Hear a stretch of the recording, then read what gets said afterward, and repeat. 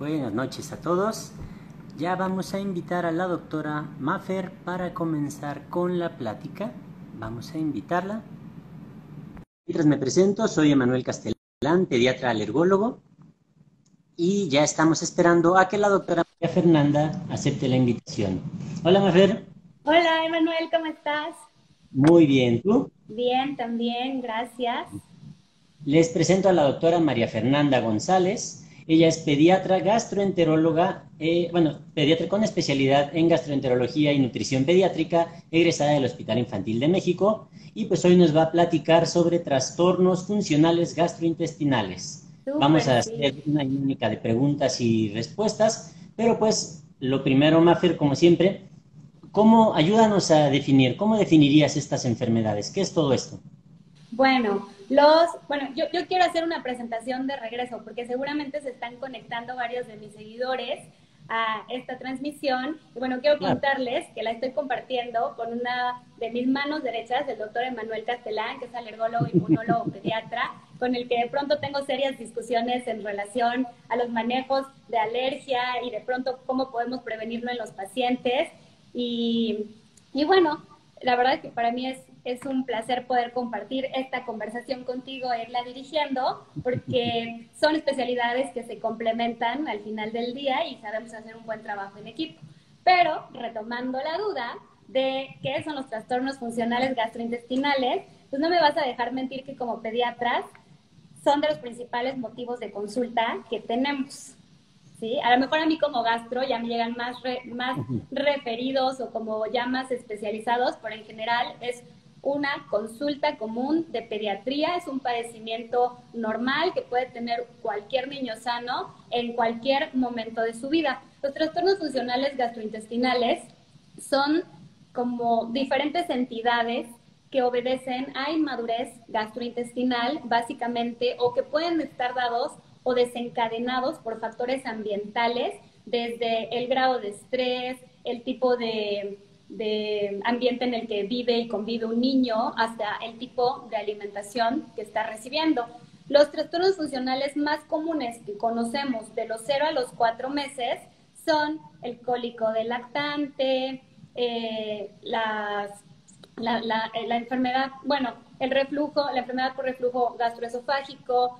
A lo largo, desde la etapa del lactante menor hasta, pues, ¿qué será? Más o menos los 4 o 6 años, encontramos una línea larga de constipación funcional, porque es un padecimiento que en realidad se puede presentar en cualquier momento de la vida, que la constipación funcional es estreñimiento, lo que coloquialmente conocemos como estreñimiento. Tenemos colitis, que así se conoce coloquialmente, pero es el síndrome de intestino irritable, y otros menos conocidos como vómito cíclico, que afortunadamente no es tan frecuente, y dispepsia funcional, que sobre todo ya está como más ubicado en la línea del tiempo en niños escolares y en adolescentes. Pero todo obedece a un eje que se llama intestino-cerebro, que Ok. básicamente es la microbiota intestinal comunicándose a través del sistema nervioso del intestino y generando síntomas o compartiendo síntomas a distancia. O sea, pueden estar presentes en el intestino, pero también pueden estar presentes extraintestinales, ¿no? Y al revés, se pueden modular también al revés. O sea, de pronto sabemos que los niños que están en ambientes de mucho estrés, ansiedad, violencia intrafamiliar, ese grado de estrés puede desencadenar los síntomas, o sea, se correlacionan ahí. Muy bien, muy bien. Y pues eso, vamos a hablar, ¿qué te parece si hablamos ahorita de los mayores de un año? O sea, De en los ese grupo, mayores de un año. del Sí, año a los perfecto. 4 años, ¿cuál de estas manifestaciones suele ser la más frecuente?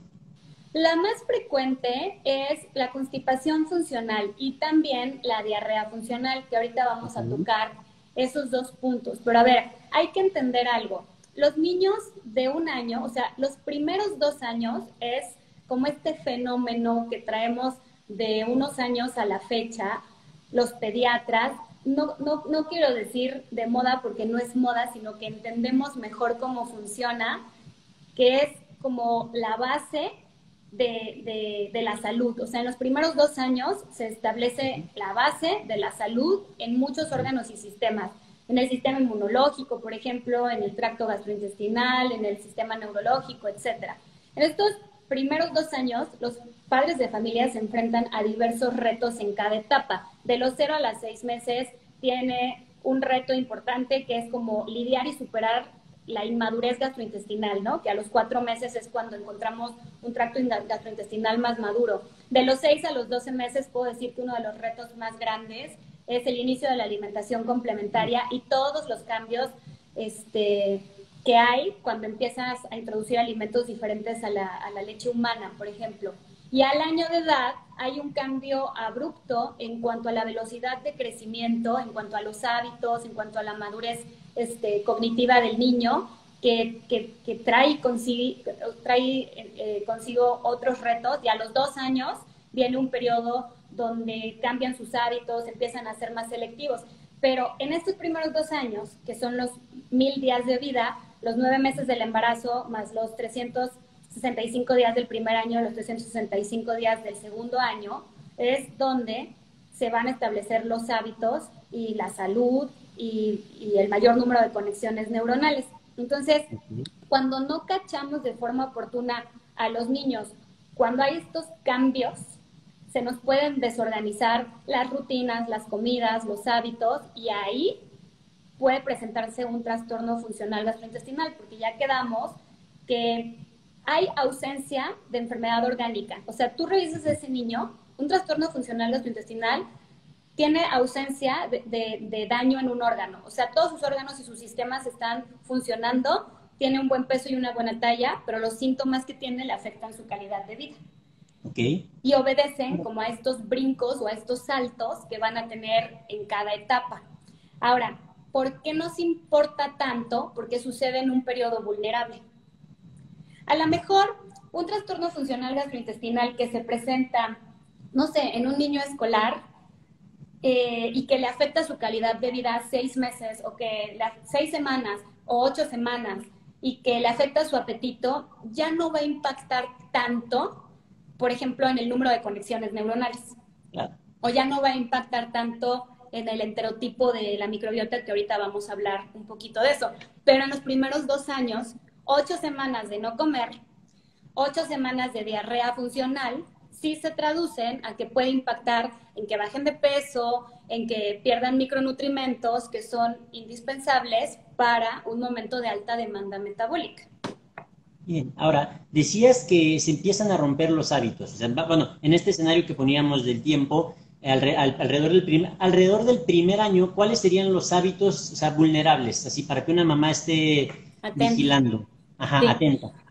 Miren, desde el día 1 de vida hasta los 12 meses de edad, más o menos hay una velocidad como rápida en cuanto a la ganancia de peso. Al año de edad se desacelera.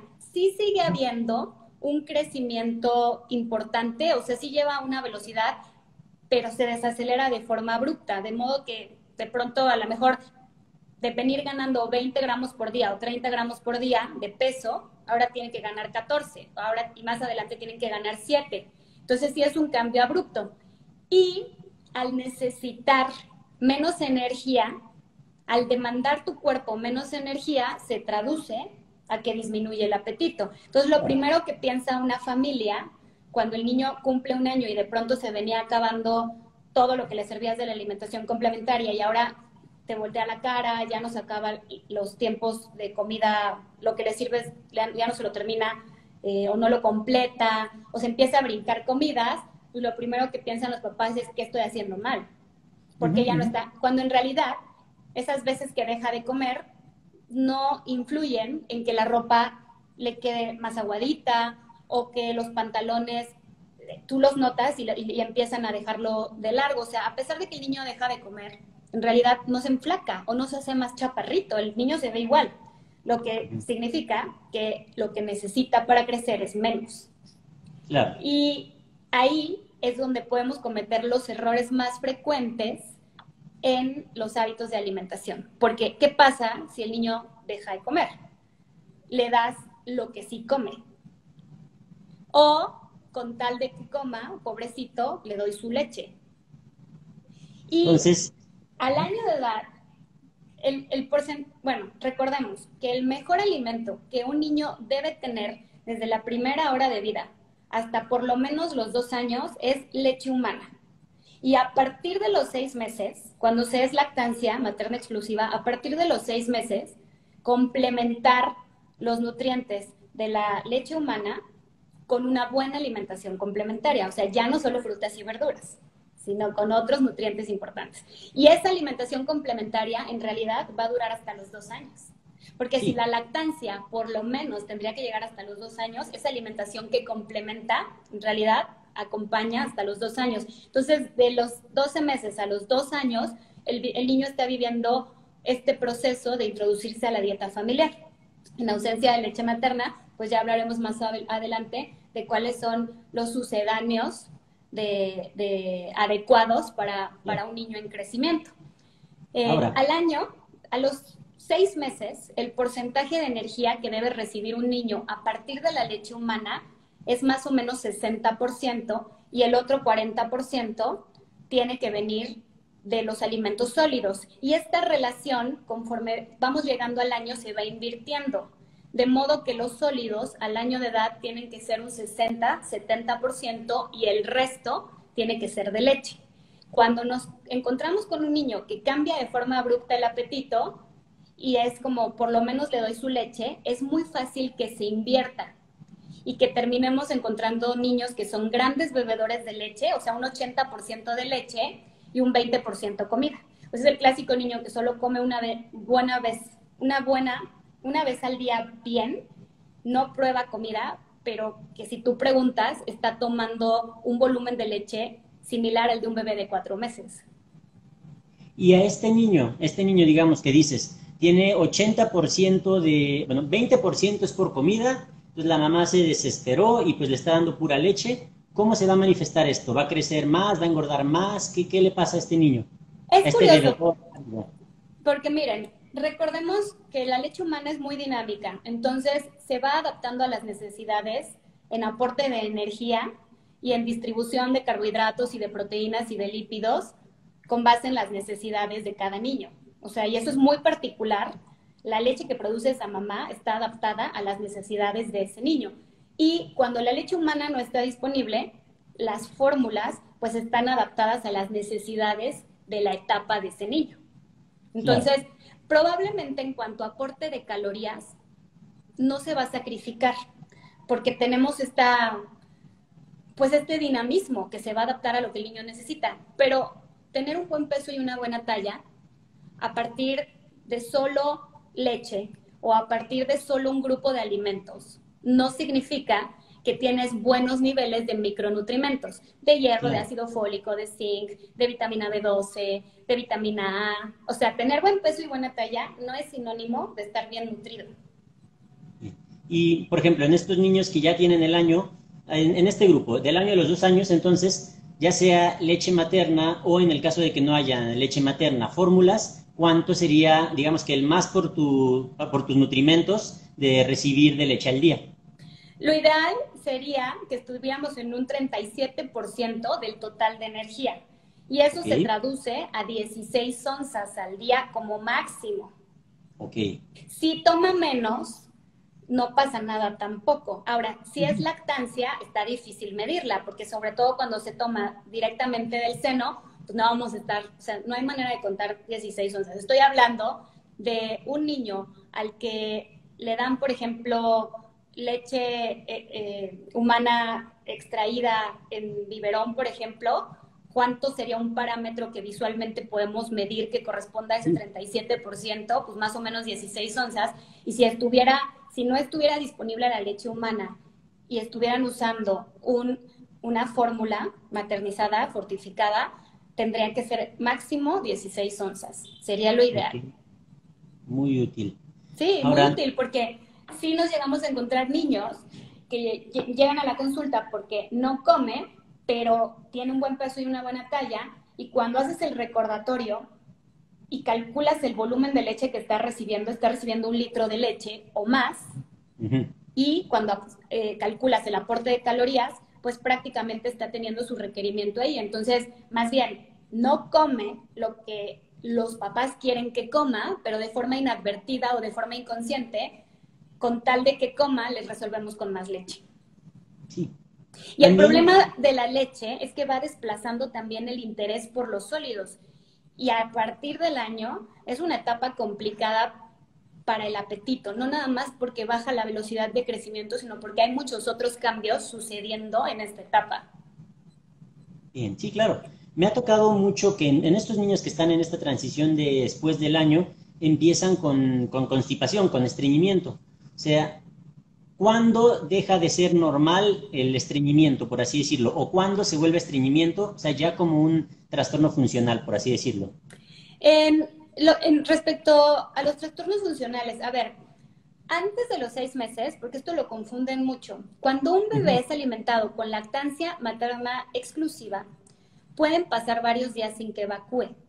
Porque recordemos que el 99.9% de los ingredientes de esa lactancia ya vienen listos para que así Ujú. como entran a la luz intestinal, traen sus propias enzimas para que se aprovechen y entren hacia la circulación. O sea, podría no formarse bolo fecal porque se está aprovechando al máximo ese alimento.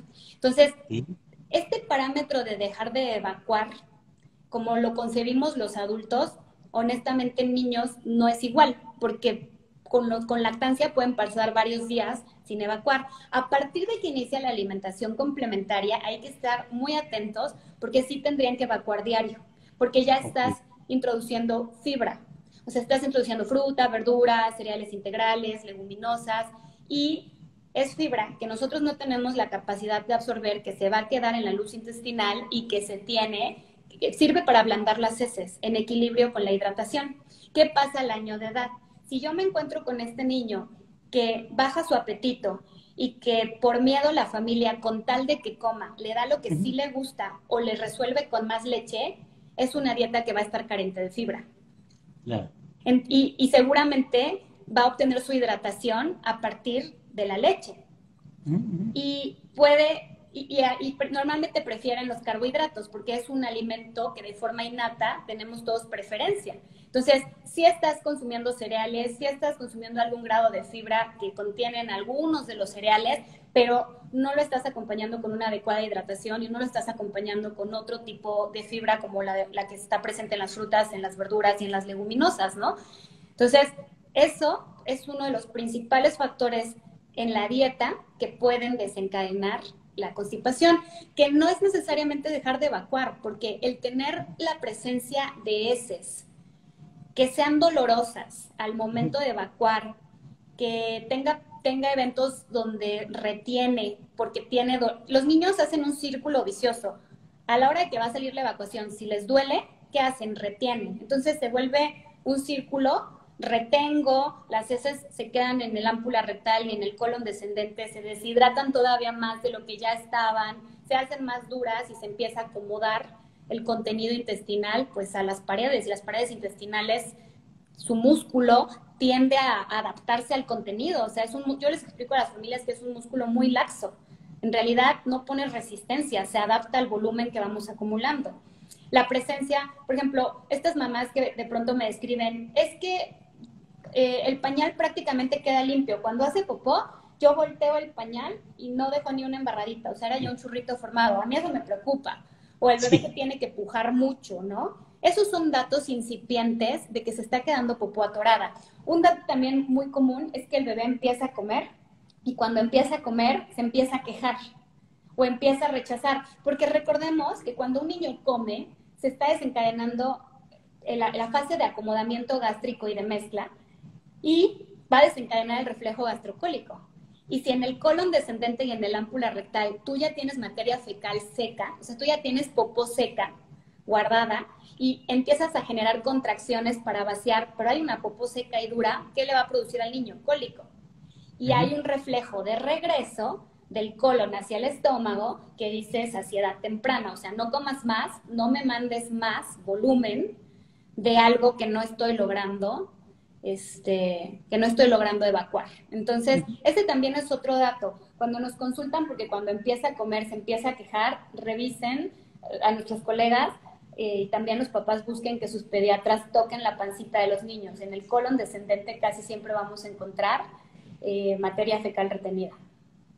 Y en este niño, o sea, ya diagnosticaste que tiene constipación, ya todo esto, este escenario que estás planteando, y empiezas tu intervención y mejoran alimentación, mejoran fibra. ¿Cuánto tiempo deberían? Porque luego uno quiere resultados al día siguiente. Sí. O sea, ¿cuánto tiempo tiene que pasar o pasa en promedio para cuando uno está haciendo bien las cosas que mejore el pequeñín? Es difícil porque mira, a ver, si el niño tiene materia fecal retenida y ya hizo una asociación, porque al final el instinto de supervivencia es impresionante en los niños. Si el niño asocia que cuando come le duele, ¿qué hace? No come. O empieza a preferir su alimento de seguridad, que es el que lo nutrió en la primera hora de vida, que es la leche. ¿Sí? Y si yo se la doy y se la pongo disponible, no salgo del círculo. Pero bueno, cuando ellos empiezan a rechazar comer y yo te mando que tienes que cumplir ciertos gramos de fibra y cierta cantidad de agua intercalado con su leche, no lo vamos a lograr de la noche a la mañana, porque de entrada ya tenemos una niña que no tiene actitud para probar o para comer, o sea, ya tiene un rechazo. Entonces, sí se vale que su pediatra lo valore y que a lo mejor se empiece un tratamiento farmacológico al tiempo que estás haciendo las intervenciones dietéticas. Lo que no se vale es empezar un tratamiento farmacológico sin intervenir en la causa, porque si no, ahí es donde los papás le tienen miedo, es que genera dependencia al medicamento. No, lo que pasa es que el medicamento está tratando un síntoma, pero realmente no está tratando la causa. Entonces, mientras no atiendas la causa, siempre vas a depender de un fármaco. Bien, y ahora me llama mucho la atención eso que, o sea, que seguimos regresando a que cuando no estamos comiendo el alimento, regresamos a nuestro alimento de seguridad, por así decirlo. En los niños que tienen la fortuna de recibir leche materna, pues es la leche materna, pero en los niños que no pudieron, por X o Y razón, que ya no están recibiendo leche materna, o sea, usamos que fórmula y hay algunas características que tenga que tener la fórmula para que ayude un poquito a contener todo esto. Sí, bueno, a ver, si la lactancia, si la leche humana no está disponible, una de las preguntas del millón que a ti y a mí y a todos los pediatras nos hacen es, ¿qué hago? A partir del año, ¿tengo que migrar a leche de vaca entera? Sí, ya O, está aquí abajo. mira, o puedo migrar a una leche vegetal, o sea, una bebida de almendra, una bebida de coco, una bebida. Hay que entender que de los 0 a los 2 años, voy a volver a hacer hincapié, estamos en una etapa vulnerable. Se establece el mayor número de conexiones neuronales. Desde que nace hasta que tiene 2 años, triplica el peso, madura. Pasan de estar en la camita a desplazarse y a ser autónomos y a iniciar el lenguaje. O sea, piensen en todo lo que sucede en esos primeros 2 años. No nos podemos dar el lujo de que tenga carencia de nutrientes. Y si de entrada les digo que los 12 meses es el inicio del primer reto para el apetito, yo sí prefiero, personalmente sí prefiero que en ausencia de leche humana tengan el beneficio de una leche maternizada, de un sucedáneo de la leche humana, o sea, de una fórmula adaptada a las necesidades de un niño que está todavía en esa etapa vulnerable, que le aporte hierro, ácido fólico, zinc, que le aporte omega, o sea, que esté adaptada. Una fórmula fortificada sí le aporta más beneficios en una etapa vulnerable a un niño que una leche de vaca entera. Ok. ¿Sí? Y sobre todo para esos periodos donde se vuelven grandes bebedores de leche, porque sí los van a vivir, o sea, sí van a vivir periodos donde los sólidos no le interesen tanto. Entonces, sí prefiero que esté recibiendo una leche fortificada a que esté recibiendo de pronto un vaso de leche entera, por lo menos en esta etapa vulnerable que platicamos.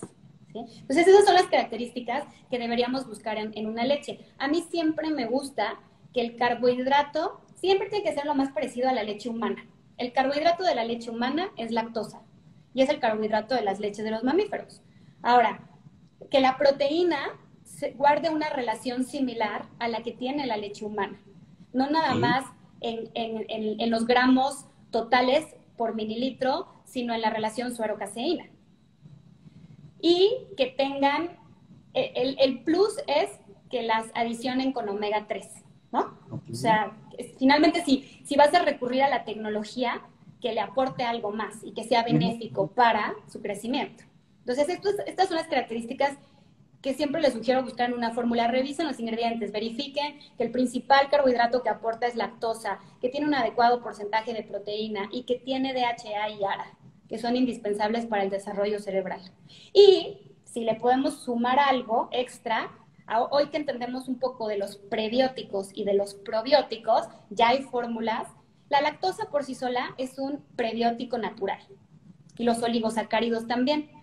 Pero si le ponen algún extra de prebiótico o de probiótico que tenga de verdad un efecto benéfico en su salud, pues es un plus y sí valdría la pena. Ahora, tampoco se dejen llevar por la idea de que, como tiene un probiótico, entonces ya eso es sinónimo de que es adecuada. No, esto es una lista, esto es como una checklist de todo lo que hay que revisar. O sea, porque probiótico o prebiótico no es sinónimo de que va a ser la ideal o la adecuada. ¿Estás de acuerdo? Sí. Ahora, ya en las fórmulas, me ha tocado luego que muchas mamás, según ellas encuentran su dilución específica, no es que le cae mejor si la diluyo, si le cae mejor si le echo más agua, si le echo menos agua. Yo les digo que no, pero quiero oír tu opinión al respecto. ¿Hay algún escenario en el que sí sea necesario hacer eso?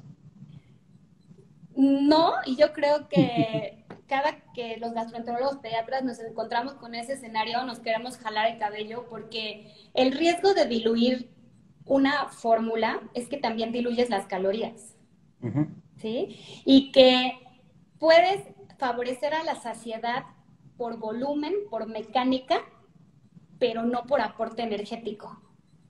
Entonces, puedes tener a un niño falsamente satisfecho con un aporte incompleto. Okay. Y eso es un riesgo que te puede, pues te pone en riesgo nutricional. Entonces, esto de diluir las leches, más de una vez lo he visto, de pronto con niños que no aceptan agua simple y como que se nos puede hacer muy fácil que, pues échale un poquito más de agua al biberón. Yo no estoy tan de acuerdo porque al final no le estás enseñando el objetivo, que es que aprenda a beber agua simple. Y si no, no hay de otra, o sea, no hay de otra para hidratarlos que no sea leche. Entonces, tienes un niño de 6 años que se hidrata con 1 litro de leche al día o más, que eso sí es irreal. Ya. Y ahora, de otra enfermedad que no hemos hablado tanto, o sea, al menos a mí en el consultorio me llegan a cada rato, siento que está sobrediagnosticado, pero tú eres la experta. Todos los niños que les duele un poquito la panza me vienen con el diagnóstico de intestino irritable. O sea, ¿cómo identificamos un niño que sí lo tiene? O sea, ¿cómo es? La verdad es que el intestino irritable es... Los trastornos funcionales gastrointestinales tienen la peculiaridad que se pueden sobreponer unos a otros. O sea, tú puedes tener cólico del lactante con disquesia, por ejemplo, de los 0 a los 4 meses, que el cólico del lactante son estos periodos de irritabilidad, que de pronto, tienen sus criterios muy específicos, pero para explicarlos a las familias, yo siempre les digo, la molestia, cuando tú cuentas el número de horas del día que el bebé tiene molestia, las horas que el bebé está bien superan por mucho al número de horas que el bebé tiene la molestia. Al revés, cuando el bebé se pasa 20 horas molesto de las 24 horas del día, eso es un dato de alarma y tienes que acudir a tu pediatra y tu pediatra a lo mejor te tiene que referir con un gastroenterólogo pediatra, que somos los que nos encargamos de eso. Pero ese es un dato importante. Cuando los síntomas afectan la calidad de vida y predominan en horas en el día, eso es una banderita roja y eso no está bien. El síndrome de intestino irritable tenemos variedad constipación y variedad diarrea y bueno, y cada 2 años, 3 años estamos cambiando los criterios diagnósticos y los estamos adecuando que sea niños, que sea adolescentes, por lo confuso que pueden ser los síntomas o incluso hay síntomas que puedes encontrar en más de un trastorno funcional, ¿no? O sea, y no puede ser tan estricto de decir, como no cumple estos 8 criterios ya no es, no, porque también mucho es el criterio clínico y el contexto. Pero sí, este dichoso intestino irritable se confunde mucho y por ejemplo en los niños de 1 año, el intestino irritable nos lo encontramos en niños escolares más frecuente, o sea, niños que ya pueden llegar a somatizar estrés y se regula este eje intestino-cerebro. En los niños menores, sobre todo en los niños de 1 año, lo que más encontramos es diarrea funcional. Y la diarrea funcional, o sea, son estos niños que tienen los periodos de diarrea, donde intermitente, persistente, intermitente y aparte persistente, o sea, más de 15 días con diarrea y de pronto 3 semanas de asintomático y de pronto recaen y una semana otra vez con diarrea y ya le hicieron estudios de parásitos y ya le hicieron estudios de bacterias y de virus y todo lo que te puedas imaginar. Incluso muchos niños terminan con antibióticos de forma innecesaria. Sí. Y ahí le están dando en la torre a su microbiota intestinal. Pero bueno, entonces, estos síntomas, casi nunca, y yo siempre les pido a nuestros colegas pediatras que pregunten qué come el niño, porque ahí está la respuesta. Una de las principales causas de diarrea funcional es una sobrecarga de azúcares simples en la dieta. El jugo de fruta, el agua con azúcar, el caramelo, el chocolate, la galleta, el pan dulce, los atoles, tantos alimentos que no son adecuados en esta etapa, porque de los 0 a los 2 años no tendrían que tener acceso a azúcar simple, solo al azúcar que contienen los alimentos de forma natural, pero no tenemos por qué estar endulzando o presentar alimentos que tienen azúcar añadida. Entonces, cuando tú preguntas qué come y te das cuenta que desayuna con un jugo de cajita y que le dieron un pan de dulce y que más tarde le presentaron un chocolate y que después una gelatina, te das cuenta y cuentas la cantidad de azúcar simple que tiene y tiene un efecto osmolar. O sea, tiene un efecto de acelerar el tránsito intestinal. Entonces, los pobres niños ya llevan 6 antibióticos, no sé cuántos estudios, y no les encuentran nada. Y lo único que tienen positivo son los azúcares reductores. Pero en estos niños, o sea, por esta misma sobrecarga, ¿hay alguna temporalidad entre la comida y la diarrea que nos ayude a pensar en eso? O sea, le doy a comer, se sobrecarga y una hora después le da diarrea, ¿o esto es pues indistinto? No necesariamente. Digo, el único dato de alarma que no debería de existir es que las diarreas interrumpan el sueño fisiológico. O que, por ejemplo, no sería normal que tenga presencia de sangre, ¿saben? O sea, tampoco llegar a ese extremo como de normalizar datos que sí pueden ser de alarma. No hay una temporalidad de que después de que coma evacúe, no, pero sí, siempre hay momentos donde no sé, de pronto a lo mejor pasa que van a visitar a los abuelos o que van a visitar a X familiar y esos días tienen más diarrea y cuando preguntas, pues son los días que tuvieron más acceso a azúcar simple. Bien. ¿Sí? Ese dato que dijiste antes me interesó mucho, o sea, porque luego uno se puede confundir cuando está entrenando a los niños para hacer popó, sí. Pero entonces en ningún escenario es normal que nos despierte la popó con diarrea cuando estamos durmiendo, o sea, que se despierten con muchas ganas de hacer popó. No, la verdad es que a los gastroenterólogos se nos prende así el foquito, o sea, que se interrumpa el sueño fisiológico porque tiene urgencia para evacuar, sí es un dato que a nosotros nos tiene que hacer pensar en dirigir el abordaje hacia otra área, ¿no? Eso le corresponde al gastroenterólogo pediatra. Pero sí, sí no es normal. O sea, sobre todo después de los 18 meses, que ya empieza como este interés por tener el control de los esfínteres, sí puede ser que el esfínter urinario de pronto no lo controlen nocturno, ¿no? Pero sí es más común que ya hayan logrado noches libres de evacuación. Okay. O sea, es lo más común, que logren controlar de pronto el esfínter anal, primero, okay, antes que el urinario. Muy bien, muy bien. Igual, ya nos has dado varios datos para cuándo acudir al médico, o sea, ya nos estás diciendo eso, cuando las horas de molestia sobrepasan a las horas de estar bien, cuando la diarrea nos despierta por la noche, cuando hay sangre, cuando no hace por varios días. O sea, ¿qué otros datos son comunes que tienen que llevarte al médico? Bueno, llamar la atención para ir al médico. Algo para este que tipo definitivamente no es funcional es que se esté afectando la velocidad de crecimiento, o sea, la ganancia de peso y la ganancia de talla, porque esa diarrea también nos puede hablar sobre mala absorción. ¿Cada cuánto recomendarías estar evaluando peso y talla? Porque si no vamos a tener tal vez gente midiéndolos todos los días para ver si absolutamente todos los días ganan. Sí. Bueno, de los 0 a los 12 meses, lo ideal es que acudan a su pediatra mes con mes. Y a partir del año, en realidad hay muchos esquemas de vigilancia. Puede ser bimestral, puede ser cada 4 meses.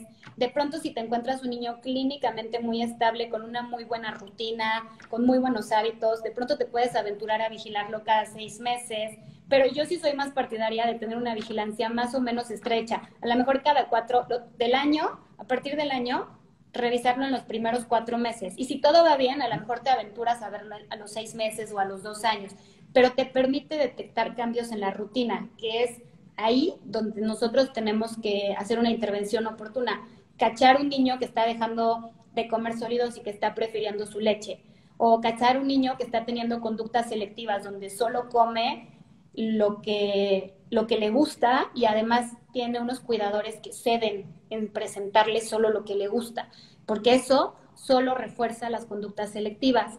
Y de los 2 a los 6 años es el periodo más vulnerable, o sí, para que se desarrollen las conductas selectivas, porque el pensamiento del niño cambia, se vuelve muy crítico, muy atento de los detalles, y de pronto si tiene un puntito ya no lo quiere, y si le ve un pelito al mango ya no lo quiere probar. O sea, viene una etapa donde se cuestionan mucho las características visuales, olfativas, de la comida. Entonces, si llegas a los 2 años con 10 alimentos, no te quiero contar con cuántos va a acabar a los 6.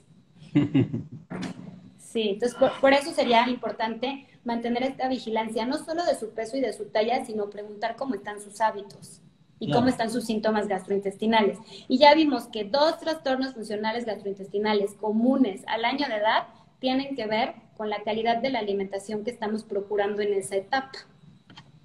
Y ahí, en ese, digamos que error que podemos tener como papás, de que por alimentación estemos cayendo en estos trastornos, ¿cuáles sientes que son los errores más comunes que hacemos como papás que nos predisponen a eso? Pues un poco ceder en pensar que la leche es la solución. Como Ok, no come, con tal de que no se vaya con la pancita vacía, un poquito más de leche. Porque tampoco les ok. ayudamos a regular el ciclo hambre-saciedad. Al contrario, les reforzamos que no tengan interés ni apetito por los sólidos. El solo darle los alimentos que le gustan, porque tarde o temprano los vamos a hartar. Todos nos hartamos de comer todo el tiempo lo mismo, y cuando se harte de ese alimento, tú no vas a tener otras opciones para intercambiar. Que de pronto, multivitamínicos, o Sí, sea, el abuso de multivitamínicos. Pensar que como no está comiendo, le tenemos que dar vitaminas, ¿no? Y que además a veces las vitaminas que encontramos ni siquiera tienen los porcentajes ideales para hacer un multivitamínico útil en los niños. O sí, pero se tiene que tomar 5 mililitros cada 8 horas. Es un niño que le va a oír a la cuchara y sí. todavía más aversión va a tener. O que tenga un sabor desagradable, eso también nos genera aversión, y los niños van haciendo asociación. Cuando ya los niños, por ejemplo, si desarrollan estas molestias que platicábamos por desequilibrio en la alimentación, la diarrea funcional, con la diarrea funcional, lo que más nos encontramos es el abuso de antibióticos. Y cuando tienen lactancia, hay quienes se atreven a quitarle la lactancia a un Ya, niño con diarrea funcional. Cuando un niño tiene diarrea, jamás se quita la lactancia. no, Y por claro. el contrario, en ausencia de lactancia, un niño con diarrea que está en una fórmula especializada para tratar la diarrea. Justo eso quería llegar. En estos niños multitratados que tuvieron diarrea, que tienen dolor intestinal todo el tiempo o que tienen molestias muy importantes, me ha tocado que llegan después de hacer el tour de fórmulas y que han pasado por todas las fórmulas especializadas. O sea, ahí, ¿cuál es tu opinión? ¿Cuál es la utilidad de este tipo de fórmulas extensamente hidrolizadas, fórmulas de aminoácidos para este tipo de padecimientos? Yo siempre he sido una gran promotora y defensora de que en realidad las fórmulas se deberían de vender con receta, Sí, buena porque idea. fomentaríamos un uso responsable. Porque cuántas veces no nos encontramos a la mamá que le está dando una fórmula inadecuada a su hijo porque a su prima, a su amiga, o en un chat o en un grupo leyó que le iba a funcionar. Las fórmulas se tienen que individualizar, y sobre todo las especializadas. ¿Cuáles son las fórmulas especializadas? Una fórmula a base de aminoácidos, una fórmula extensamente hidrolizada, incluso estas fórmulas comfort o parcialmente hidrolizadas, ¿no? No hay que abusar de ellas, porque al final sí están indicadas para enfermedades muy específicas o para condiciones clínicas muy específicas, pero en el contexto de un niño sano, lejos de que sea un beneficio, le podemos conferir mayor riesgo. Por ejemplo, son fórmulas altas en proteína y podemos programar a obesidad. Son fórmulas que habitualmente ya no tienen lactosa, y la lactosa, lejos de ser un enemigo, es un prebiótico, o sea, es un alimento necesario para favorecer un ecosistema intestinal saludable, o sea, tiene un efecto positivo sobre los lactobacilos y las bifidobacterias. Entonces, empezar a utilizar estas fórmulas especializadas no es adecuado, al contrario, nos confiere más riesgo. Y dentro de las opciones que hay, ya dijimos que si es la lactancia, si la lactancia está disponible, lactancia es la opción, ¿sí? Que no quede duda, que no quede duda de que tienes que dejar tu lactancia para migrar a una fórmula. Siempre que esté disponible hay que continuarla, por lo menos hasta los 2 años de edad. Estamos hablando de los niños que ya no tienen acceso a partir del año a leche materna, por cualquier razón, por cualquier razón. Pasarlos a unas fórmulas especializadas cuando no está indicado no es lo correcto. Sin embargo, dentro de las posibilidades o de la oferta que tenemos disponible actualmente en México, cuando se tiene el conocimiento, se puede hacer uso de una fórmula que genere beneficio sobre los síntomas gastrointestinales, pero sin perder la adecuada relación de nutrientes. Claro. Ahora, para este tipo de enfermedades, ¿hay algún tipo de componente genético? O sea, de que si a mí me contaron que yo de chiquito sufrí de estas cosas, ¿esto incrementa el riesgo en mis hijos? ¿O es completamente conductual, por así decirlo? Pues, por ejemplo, no tiene que ver con trastornos funcionales. O sea, sabemos que padecimientos como las alergias alimentarias sí podrían tener un trasfondo, ¿no? Que de eso tú eres experto y seguro tocaremos mañana un poco el tema. Pero con los trastornos funcionales gastrointestinales no necesariamente, ¿no? Pero lo que sí está escrito es que la microbiota que porta la mamá en el último trimestre del embarazo va a migrar al bebé. Durante todo el embarazo está presente en el líquido amniótico y en la placenta, pero especialmente en el último trimestre, cuando cambian los flujos, cuando ya hay mucha contigüidad en órganos, porque ya el útero está grande, ya el bebé está posicionado, está muy cerca contigo el colon. Sabemos que los bichos que porta la mamá están presentes en la leche materna que está dando y están presentes en el canal vaginal donde ese bebé va a nacer, ¿no? Y sí se ha visto que cuando tú estudias las poblaciones que tiene el papá y la mamá, o una familia con las poblaciones que tienen sus hijitos, se van a parecer. Y no tiene nada, tiene que ver un poco la dieta y los hábitos, pero también nos colonizamos a partir de la vía de nacimiento, la lactancia, por ejemplo, hasta por no sé, con nuestras parejas, pues por los besos y por la convivencia, ¿no? Así que la microbiota es parte de un ecosistema que comparte una familia. Y casi siempre cuando tú le preguntas a la mamá si tiene antecedente de trastornos funcionales, a mí me encanta preguntar antecedentes de trastornos funcionales en un niño que lo veo, porque me va a contestar 2 cosas: microbiota de esa familia y hábitos de alimentación de la familia. Ok. O sea, es muy raro que tú encuentres un niño con estreñimiento y 2 papás, digo, sí existe, ¿no? Pero es más común encontrar a 2 papás que tienen trastornos funcionales, que tienen estreñimiento, que tienen dispepsia, que tienen reflujo, con un niño que está presentando síntomas. Cuando te pones a rascar son los hábitos y, ¿por qué no? Pues también el contexto de esa microbiota. Claro. Y a estas mamás en el último trimestre del embarazo, ¿qué les dirías para procurar un buen microbioma? Les diría que una alimentación balanceada. Está descrito también el consumo de alimentos fermentados no alcohólicos. Claro. Y básicamente, o sea, buenos hábitos de sueño y de actividad física, que son factores ambientales que lo regulan. Bien. Sí. ¿Alguna de todas estas enfermedades que mencionas, o sea, pueden llegar a complicarse al grado de hospitalización o al grado de poner en peligro la vida? ¿De los trastornos funcionales? Sí. Sí, o sea, no ponen en riesgo la vida, la verdad es que no, pero sí hemos llegado a tener urgencias por impactación fecal. O sea, que son grandes masas de materia fecal francamente atoradas en el ámpula rectal y que muchas veces requieren de desimpactación manual bajo anestesia. O sea, someter a un niñito de un año y medio a una anestesia y que tenga que entrar un cirujano a desimpactar, honestamente, se puede evitar, ¿sí? O que tenga que estar yendo a urgencias para que le hagan un enema. A nadie le gusta la manipulación intrarrectal. Y aunque sean niños, no son necesarios. Entonces, mejor lo prevenimos y mejor hacemos un buen uso lo prevenimos con una adecuada alimentación y hacemos, siempre que esté disponible la lactancia, y si no, hacemos un buen uso de los sucedáneos de la leche humana. Claro, claro.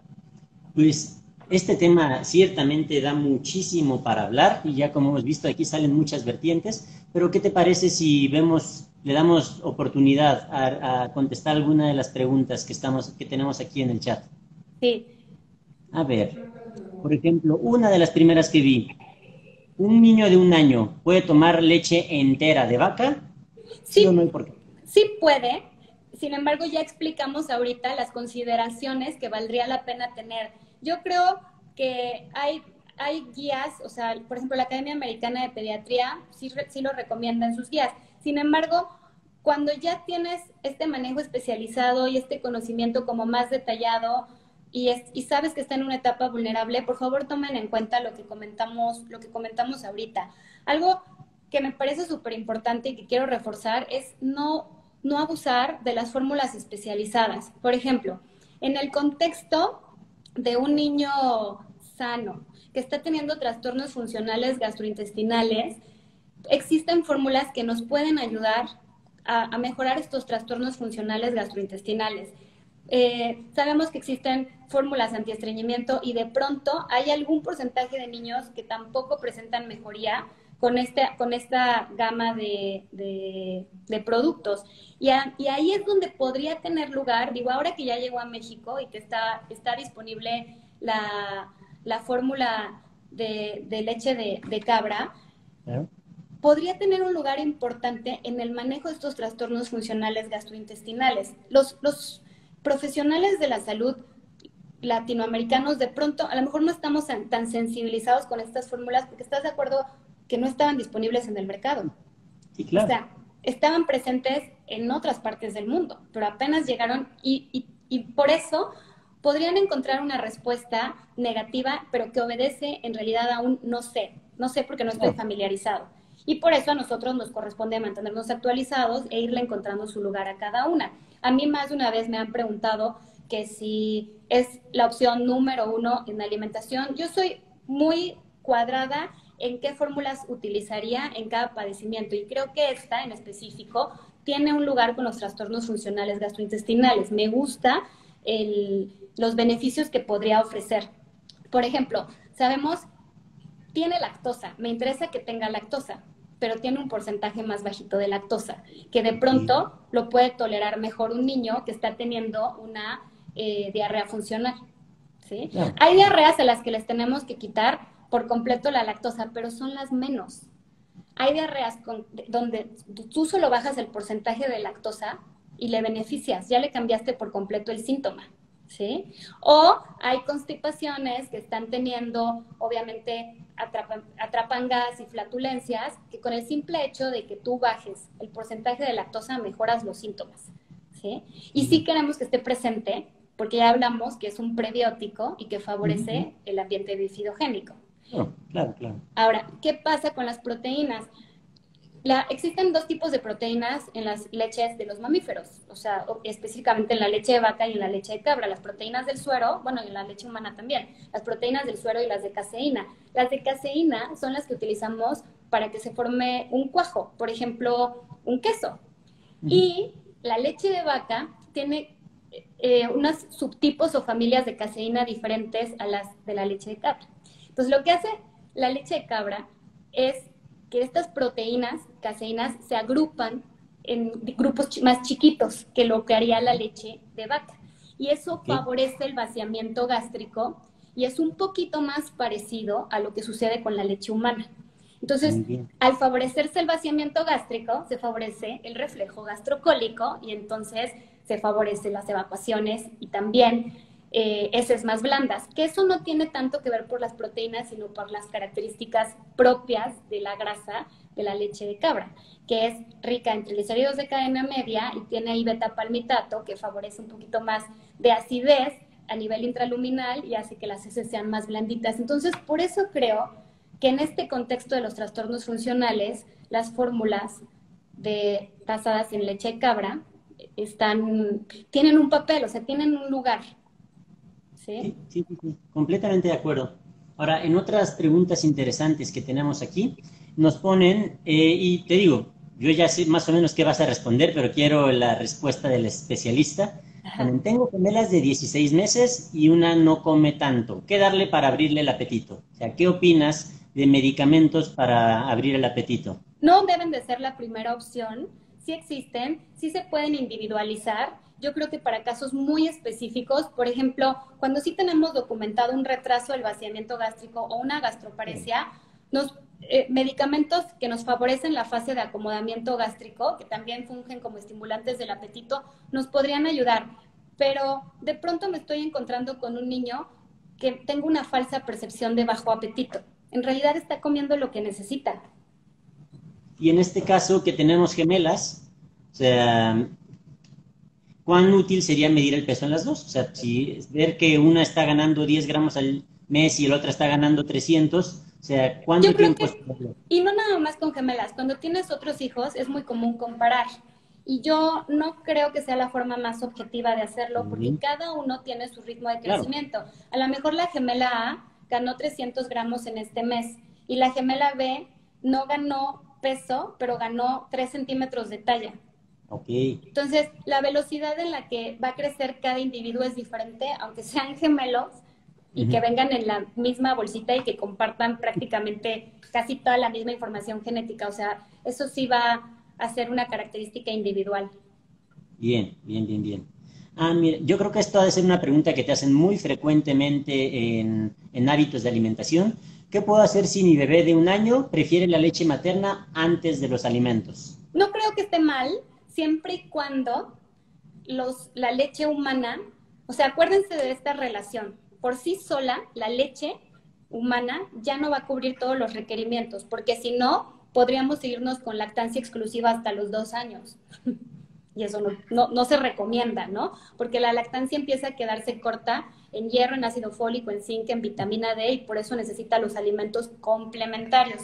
Yo creo que no está mal si prefiere su lactancia antes de los sólidos, siempre y cuando no desplace a los alimentos complementarios, que no se pierda esta relación positiva de 60-40, 65-62-37, o sea, 60 sólidos y el resto de leche. Ya. Y aprovechando de tus conocimientos, ponen una pregunta. Ahorita que estamos todos encerrados por la pandemia, ¿crees que hay algún suplemento general para esta situación en la que, pensando en los niños? O sea, ¿que No, este encierro justifica algún suplemento? no, bueno, sí sería importante, y eso lo documenta la Academia Americana de Pediatría, que todo bebé en lactancia materna debe estar suplementado con vitamina D, porque por sí Sí. sola la leche humana es muy baja en vitamina D, y la vitamina D nos ayuda o nos favorece el metabolismo óseo. Una fórmula fortificada tiene vitamina D, pero cuando toma menos de 32 onzas al día, ya no alcanza las unidades del requerimiento de vitamina D al día. Entonces sí tendrían que ser niños que estén suplementados con Sí. vitamina D. Platíquenlo con sus pediatras para que vean cuál es la presentación adecuada y cuál es la dosis correcta para sus hijos. Pero ese sería uno de los suplementos que considero, no nada más por la pandemia, en general esto es una indicación, justo por lo que les explicaba, ya sea fórmula o ya sea leche. Y las vitaminas y los antioxidantes y los minerales los vamos a encontrar en la variedad de la alimentación. Por eso hay que fomentar frutas y verduras en el día y tratar de que sean diferentes a lo largo del día. No se vale que solo coma plátano o que solo le den chayote. Hay que tratar de no nada más cambiar la fruta y la verdura, sino intercalar los colores, porque la variedad de colores nos orienta mucho sobre qué tipo de vitamina antioxidante le estamos aportando con esa fruta o con esa verdura. Claro, claro. Aquí hay otra pregunta muy interesante. ¿Qué pasa si la leche fue totalmente libre de lactosa y hoy día a los 18 meses no toleran nada de lácteos. Mm, sí puede pasar, o sea, al final, si tú suprimes eh, un intestino de lactosa, enzimáticamente y evolutivamente, ese intestino va a ir produciendo menos lactasa. Un buen tip es intentar con fermentados, que de alguna forma por sí solos los probióticos nos ayudan a tolerar un poquito mejor a la lactosa porque nos están ayudando a consumirlo. Pero yo sí soy partidaria de que esté presente la lactosa en estos primeros 3 años de vida, que es donde se establece el enterotipo, que es, digamos, el ecosistema de la microbiota que te va a acompañar a lo largo de la vida. O sea, a los 3 años es como la Cenicienta. Ahí termina ese periodo de la diversidad Okay. y de la distribución de la población de microbiota que te va a acompañar. Entonces, sí sería, recordemos que nuestros ancestros realmente destetaban hasta los 6 años. O sea, claro, ya estamos en otros tiempos, ya también hemos evolucionado, pero los niños están en etapa vulnerable, sobre todo en estos primeros 2 años. Y estrictamente deberían de tener disponible leche humana. Y en ausencia de leche humana, tendrían que estar tomando una leche que sea lo más parecida a una leche humana. Ok. Y justo hablando de eso, aquí nos hacen otra pregunta muy interesante. ¿Hasta qué edad tienen que tomar fórmula? O sea, no hubo acceso a la leche materna, está tomando con fórmula. ¿En qué momento hacen el cambio de Miren, fórmula a leche? ya les dije que la Academia Americana de Pediatría te dice que a partir del año puede tomar leche de vaca entera. Las guías lo dicen, pero ya les Bien, contamos cuáles son estas consideraciones que habría que tener. Si bien, estamos pensando que la lactancia se recomienda hasta los 2 años y que la alimentación complementaria estrictamente empieza desde los 6 meses hasta que terminan los 2 años, porque este es todo el periodo donde la alimentación complementa la lactancia, ok, en ausencia de leche humana, tendríamos que estar usando una fórmula lo más parecido a la leche humana, y entonces eso sería hasta los 2 años. Y después ya, de los 2 años podríamos transicionar ya francamente a la dieta familiar y a lo mejor ahí sí dejar la fórmula y ya transicionar a algún otro tipo de leche. Pero esto yo siempre sugiero que se individualice, porque si de pronto tengo un niño de 2 años con bajo peso, se sigue beneficiando de una fórmula fortificada. ujú, ujú, claro, claro, claro, Que yo claro. creo que hay que individualizarlo, pero una buena respuesta sería a los 2 años, que es cuando estrictamente termina la alimentación complementaria. Ya, todavía nos queda tiempo, yo creo que para unas dos preguntitas más. Me ponen aquí, un niño que que está recibiendo lactancia materna exclusiva y ya tiene más del año, ¿hay algo en las leches de otros mamíferos que no tenga la leche materna? ¿Se habría beneficio de darle leche de otro tipo a un niño de un año que está con leche materna? No, porque la leche humana es para humanos. Y además, la leche de la mamá A está adaptada para el bebé de A. Esa leche de la mamá A no está adaptada para el bebé B o para el C. O sea, la leche de cada mujer se adapta a las necesidades de su hijo. Eso es lo que quiero decir. ¿Sí? Y Entonces, no van a encontrar un ingrediente en otra leche de otro mamífero que sea más adecuado para un humano. claro. Y veo, pero esta pregunta se ha estado repitiendo. Entonces, ¿en algún escenario consideras útil la leche vegetal? Las Yo lechadas. creo, bueno, las bebidas vegetales no son adecuadas como bebida libre para niños ni lactantes menores ni lactantes mayores. ¿Sí? O sea, porque por algo son lactantes. Lactantes menores podemos decir que son niños menores de 2 años y lactantes mayores mayores de 2 años, pero que no están en el periodo preescolar que son los 3 años, ¿no? No, pueden usarla para alguna que otra receta, pero no son aptas para que las metas en un biberón y que las uses como sustituto de leche humana. Por favor, no, porque por mucho que estén fortificadas con vitamina D y calcio, créanme que no cubre los requerimientos de una etapa de crecimiento tan vulnerable como la que estamos hablando. Así que lo ideal es que en ausencia de leche humana tengan una fórmula maternizada, una fórmula adecuada a sus necesidades. Oye, Listo. nos sacó la aplicación, pero es que Obviamente hay muchas preguntas interesantes y de todas formas yo voy a seguir pendiente de sus dudas, las pueden dejar en comentarios y yo voy a tomarme el tiempo en la semana de irles compartiendo, pero espero que estos tips que les demos sean de utilidad y que para mis colegas y para las mamás que hoy están encontrando a Cabrita en el mercado puedan entender qué lugar toma dentro de las áreas de oportunidad que tenemos para usarlas. Sí, a mí me parece muy novedoso que haya llegado como alternativa pues, a Latinoamérica.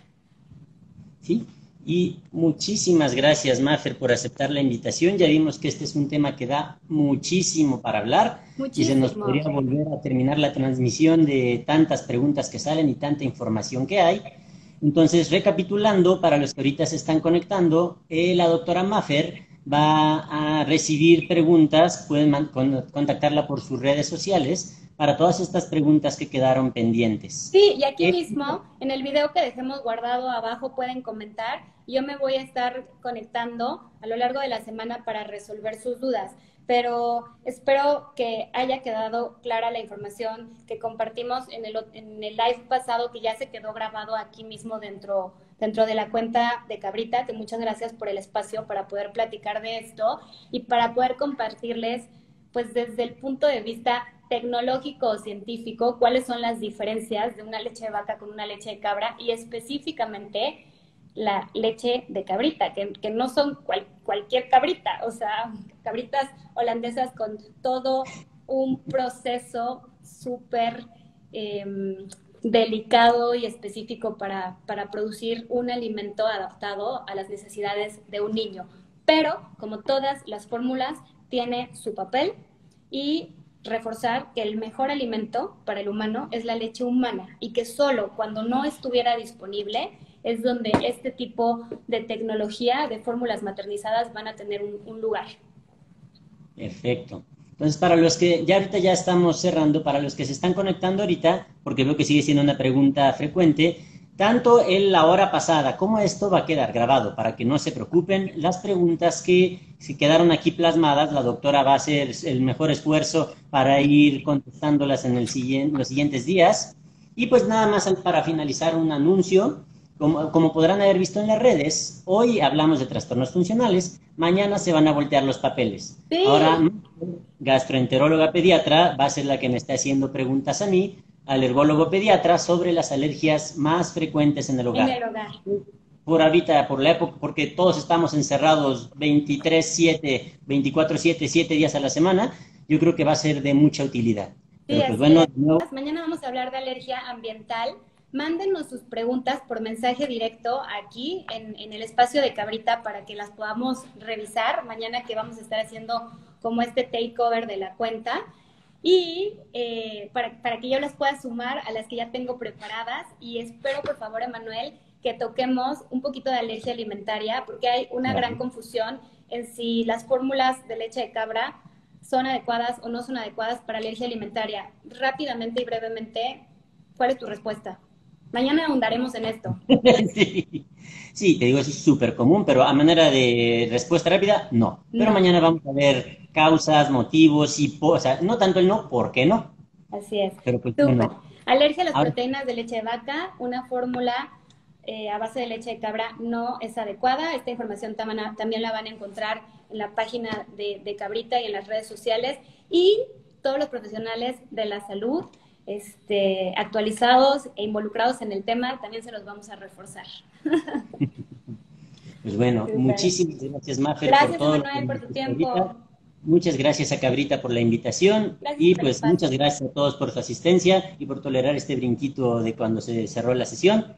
Y espero verlos mañana. Súper. Muy buena noche. Gracias, bye.